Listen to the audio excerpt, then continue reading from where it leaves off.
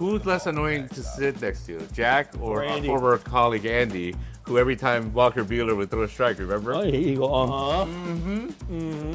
Yes. Hello and welcome back to Dodgers Debate. I'm Jack Harris, the LA Times Dodger beat writer, along with our NLCS bound columnist. Dylan, you were right. I was. Told you. Told you. You correctly called. The relief pitcher throwing the ball over the guy's head. Go 2 out in the 11th inning. Never in doubt. Always is, yeah. This is here. Blake Triner was in the bullpen. If he doesn't make that, if that throw is good, and he gets the out, Dodgers lose the game in the 12th inning. Yeah, but then they go to, Philadelphia and they win Game 5. Who trusted Blake Trinan? Well, we didn't have to go there because, so Ryan Kerkering threw the ball away, threw the Phillies season away, and sent the Dodgers to the NLCS in a dramatic 2-1 win in Game 4 of this National League Division Series. It took 11 innings.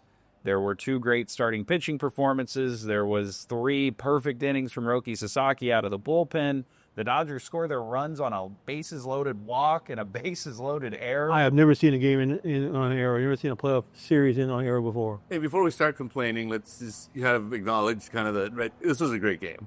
It was. Who would have thought? I was thinking this. Who would have thought after Game 1 of this series, that wouldn't be the third best game that we saw in 4? Like all these games, you talked about it last night. The little plays that were deciding these games that the Dodgers came out. And I think too, from our perspective, right, our lives is like a fork in the road in our lives. Where one fork leading to Philadelphia. What time was your flight tomorrow? 5:25 a.m. Yeah, so, I mean, honestly, You're so screwed. Oh, my heart was pounding. I have not had this much adrenaline watching a sporting event. I don't know since when.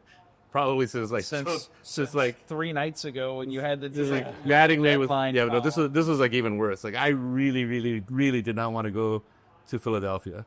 At some point, one of the Japanese reporters turns to me and goes like, "Isn't baseball fun?" And I'm like, "Yeah, I'm sure. Like Russian roulette is too." I was dying. I had 2 leads written, 2 game stories written, 2 columns written. They were both terrible. They were both jumbled up. I had no idea what I was going to do. And then the wildest thing out of nowhere, this thing happens. Yeah.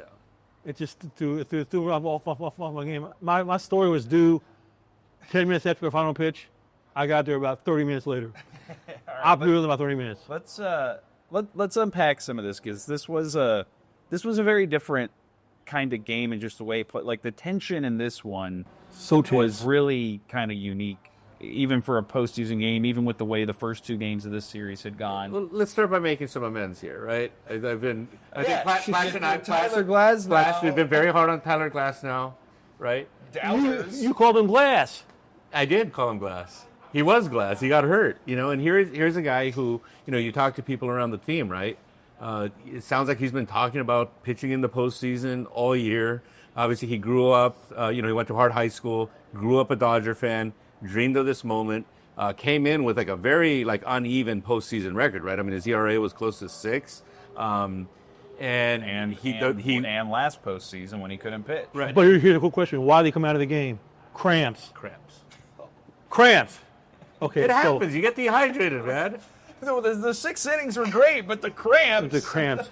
But you got to look. I honestly thought that, especially going against, a pitcher of the caliber that they were going against, that he might kind of the low scoring nature of the game, that the pressure might kind of get to him. Because let's be honest, that's been kind of the rep, right? That when things kind of go wrong for him, if everything's not perfect, he kind of folds and. He really kind of rose to the occasion today. I mean, his fastball was playing up. I thought that was the biggest thing, and was commanded, even though he's hit 98, 99, but he's also getting ahead. I think the first 2 times through the order it was 15 of 18 first pitch strikes. He was only behind in the count, I think, in 2 at-bats in the entire game. And when he's doing that, that's when he's at his best, because the secondary stuff is so good. It's so nasty. That curveball and the slider, and then he's added the sinker this year, which has given him a different look. And when he's able to, you saw it, especially against Schwarber and Turner and Harper, getting ahead in the count, being able to go to his secondary stuff. And then that 6th inning was the biggest one to me, because you have him going the 3rd time through the heart of that order again. His pitch count is getting up there. Remember, he's thrown 70 total pitches over the last 2.5 weeks. And if he doesn't do that, This is a different game because the Dodgers were not getting anything going against Christopher Sanchez again. Shohei sucks. Yeah, he was terrible. He's terrible. And is he accountable? Does he answer your questions? He didn't yesterday, and today when he was getting asked about having only one hit in the series. The interesting thing was he kind of dragged Freddie into this mess. Did he really? Yeah, he goes What did he say? well, Freddie didn't hit either. Oh my God! Because he was kind of making the point about the left-handed pitching, which I think is kind of fair. But I've never single today. But I've never. Yeah, that's the thing. Freddie at least got like a hit a game. Right. And I'm trying to think, like, we never heard Kershaw go like, well, that guy gets hit in October too. It's so amazing that poor relief pitcher is accountable, answers every question in front of his locker, and Shohei can't answer a damn question. That's shameful. Yeah. Shohei is shameful right now. I'm off. And it's the quality of the at bats that Just terrible. Well, the last one was bad, right? Because the last one he did lunges and everything. Well, we're talking degrees of bad, like because after I thought like last postseason, Darvish like really screwed him up, right? It looked like Darvish like slipped him acid or something, and like he just never found himself after that. And that's what that last at it looked like. It was like 3 pitches, right? And he struck out looking. Where he got. Yeah, he did. Looking. Yeah, the last one was. And then the one before that, he chases a couple inside sinkers and then tries to go out and cover like a changeup on the other half of the plate. But I thought that last one was especially bad because it's like 3 pitches, and it wasn't. None of them were like that bad, I didn't think. And he just like he's like in his head now. He's terrible. Yeah, I mean, it seems like there's a real lack of like what he's looking for at the plate. And I may be fair, like Christopher Sanchez is a tough matchup for him specifically because what Ohtani likes to do is turn on those inside fastballs especially and hit 450-foot home runs. The thing is, too, is they're coming in with a lot of two-seamers, right? So they're barely in on his hands, and he kind of doesn't know. Like you said, like he likes to turn on those usually. He can't, for some reason, like not swing at those things. Right. And look, like postseason, Talked about it with Can the Dodgers win without him? I mean, they kind of have to now. I mean, because the one thing we've seen now, right, not just this year, but even last year, in the way they're kind of right, and the Dodgers are trying to neutralize this by going Mookie Teoscar after him, right, putting 2 right-handed bats and kind of distancing himself from Freeman, right, so that the other team doesn't bring in a lefty. But the thing is, he's Shohei Ohtani. So when you go through that part of the order, even though you have 2 right-handed bats behind them, you're going to make sure a lefty's in there. And these are like hard-throwing lefties, right? And like this is, on one hand, you could sit here and say like, hey, this is like this is like elite stuff. This is really tough. Maybe nobody can do it. But I think the difference between him and like say Freddie is that with Freddie, you see him taking some balls and he'll take the walk if he has to, right? He'll work the count. Ohtani just looks so desperate to get something done. He's all about Ohtani. And Freddie is going up there looking at a specific part of the zone that he's going to swing at, right? Like you saw that against Christopher Sanchez. He very clearly was not going to chase those inside sinkers and changeups because he knew, man, if I swing at these, I'm not going to do anything with it. So I need to be looking out over the plate. And Ohtani was like doing both. He's swinging inside. He's chasing stuff away. He's taking pitches when he falls behind in the count. I mean, honestly, Rob Thompson walking him in that spot in the 7th inning. I was stunned. Like you have Johan Duran out there. You don't trust him to try to go after him, but then he did take him deep earlier this year, right? But I mean, like this version right now, like that ended up being a really critical play because then it sets up the bases loaded walk. Yeah.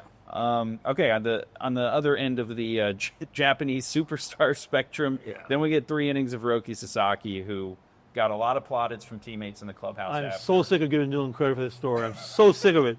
But you gotta read it. You gotta read it. If you don't read it before, read it now. It's a great story. I mean, the one thing I could say I was like adamant about this was that he's the best. He's the most talented pitcher to ever come out of Japan, and you do kind of see it. The stuff is just he's unbelievable. He's different. Tyler Glasnow said tonight, since he started pitching out of the bullpen, he might be the best pitcher I've ever seen. Right. Like just the stuff, the way he can attack, how efficient he is, the command, and to go 9 up, 9 down in that spot. When the game's hanging in the balance, when you just don't really have a lot of other guys that you trust. Did you notice, like, when he came off when he was walking off the mound after the 10th inning, Dave Roberts like charged out of the dugout. He never does that. He never does that. Like even with Yamamoto, he never even like stands up, right? He's sitting there, just pat him on the back on his way down. Sasaki has saved his season. Yeah, he saved the Dodgers season. And I think what I find really interesting is that I thought right. At least when my introduction to the adult version of Sasaki was at the introductory press conference here. And I just thought, his body language was just kind of bad. I'm guessing. I was there, he was scared. And I'm guessing he already kind of knew about his shoulder because he kind of talked about, like, well, why did you come now? And he talked about, I wanted to basically come here before I blew out. And so I kind of have a feeling like he's kind of known something's wrong, right? And just seeing him get physically fixed, and now he's pitching with this kind of like, confidence / right, if you want to take the negative view of it, arrogance almost, where he's great. He's bullying these guys. Staring them down a little bit. And it's tonight. interesting because in Japan, he's an extremely polarizing figure, right? Really? Just it doesn't come off well, and he left early. And I've talked to, right, I've been interviewed in recent days by some Japanese reporters about this, and I tell them, look, to me, like, this is kind of like what Justin Verlander was when he was at his peak, right? Where the guy thinks, as long as I do what I'm supposed to do, nobody can hit me. And it's this confidence that you kind of take up to the mound, and he's very much now, hey, you want to try to hit it? Like, try to hit it. And I'm just going to throw the crap out of this ball, and you're not going to be able to hit it. And, when you attack guys like that, to me, this isn't just about this postseason. I actually always kind of thought, right, because I'd even raised the possibility of him closing before they even moved him to the bullpen with a couple Dodger people. Like, well, he throws 100. Like, I did. I said, no, I saw it the whole time. You never said a word with him being relieved. You never said a word with him being He relieved. throws 100, right? But what this postseason, though, has kind of told me about him is that kind of going forward from here, I think he's got the temperament to be like a legitimate ace in Major League Baseball. And I wasn't sure about that, right? Again, look, he throws 100. You put him in, you tell him, right, throw him in for an inning, have him throw the crap out of the ball. I thought it was, or at least he had a better chance of the guys that they've been throwing out there. What I wasn't sure of is, like, kind of going forward, like what this would mean for him as a starter.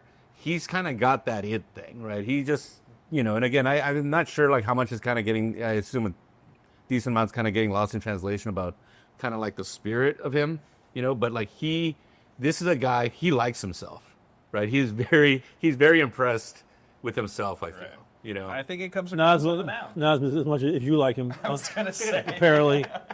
Also, I thought the key to the game was, we're all talking about the poor relief pitcher, how the Dodgers set up that inning. Yeah, so I mean, Kike drawing the two-strike.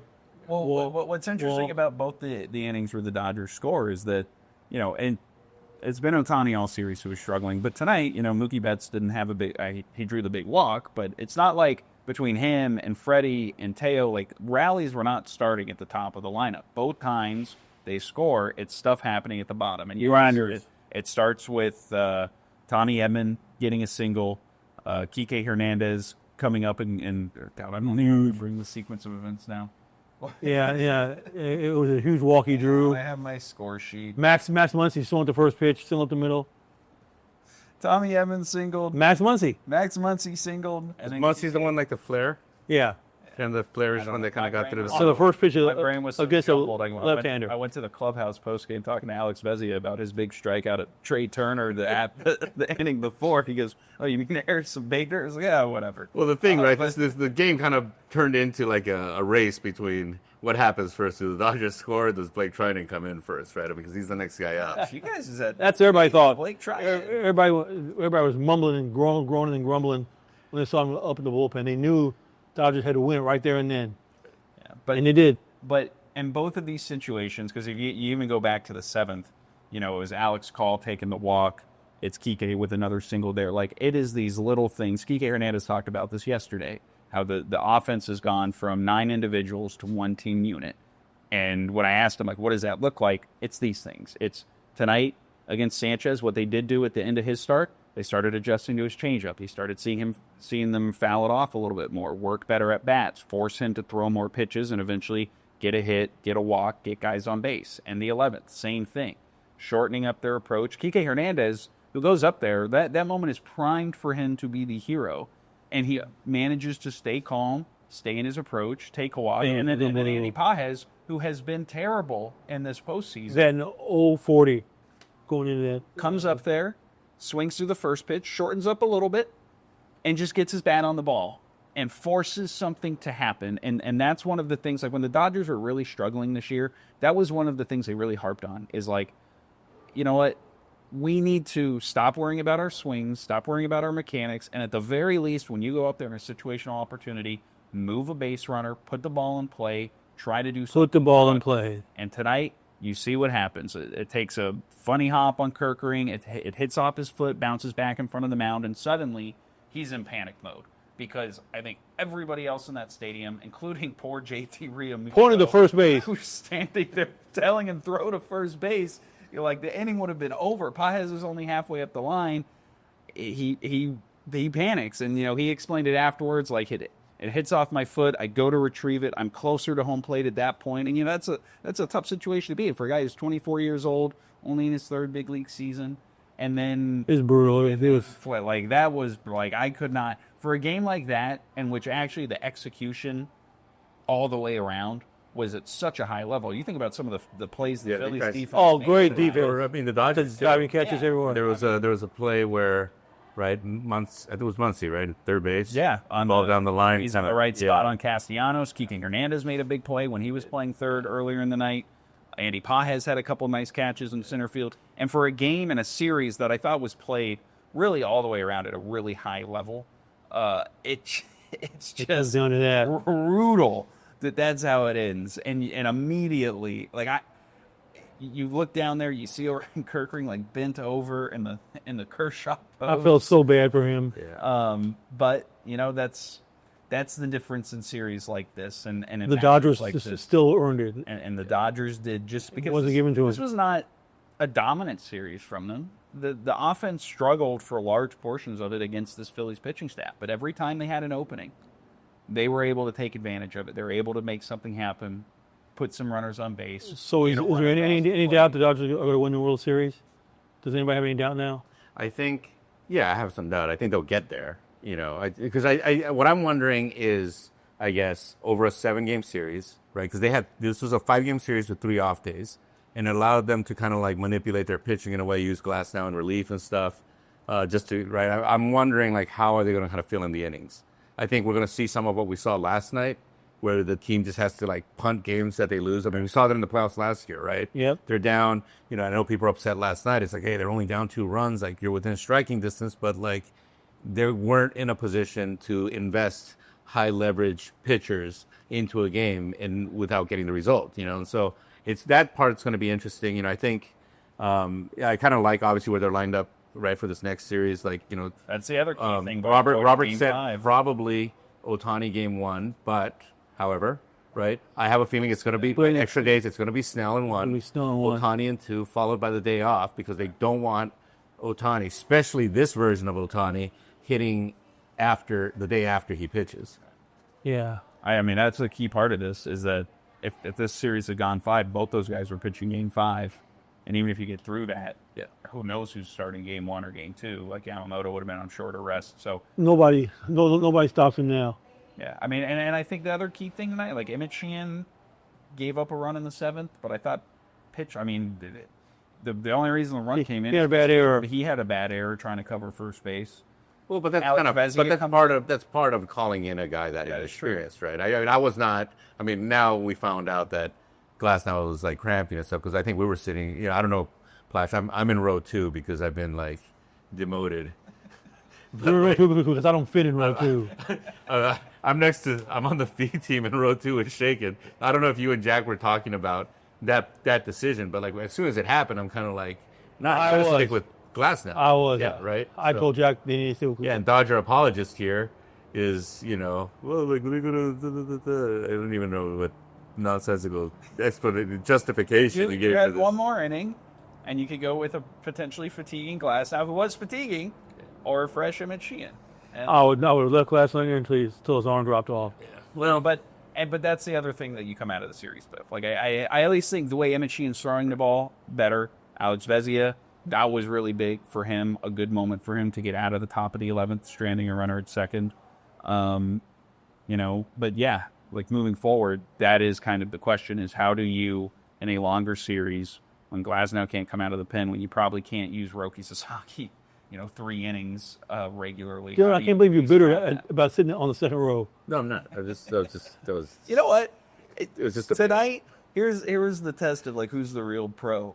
Plaschke cool as a cucumber as that ball sails to the backstop. He's not sitting there, oh my God, you're mini. I'm a very expressive He person. just goes right through his keyboard. All right, we're gonna have Well, Jack, I gotta say, throughout the night, every big play, you were like, "Oh, whoa, Yeah, I do a lot. whoa."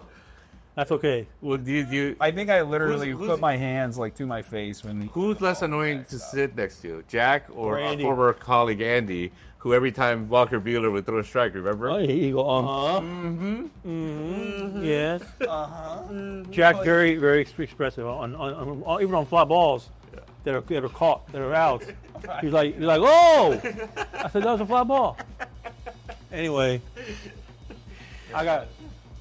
It's over. I got to run. It's over.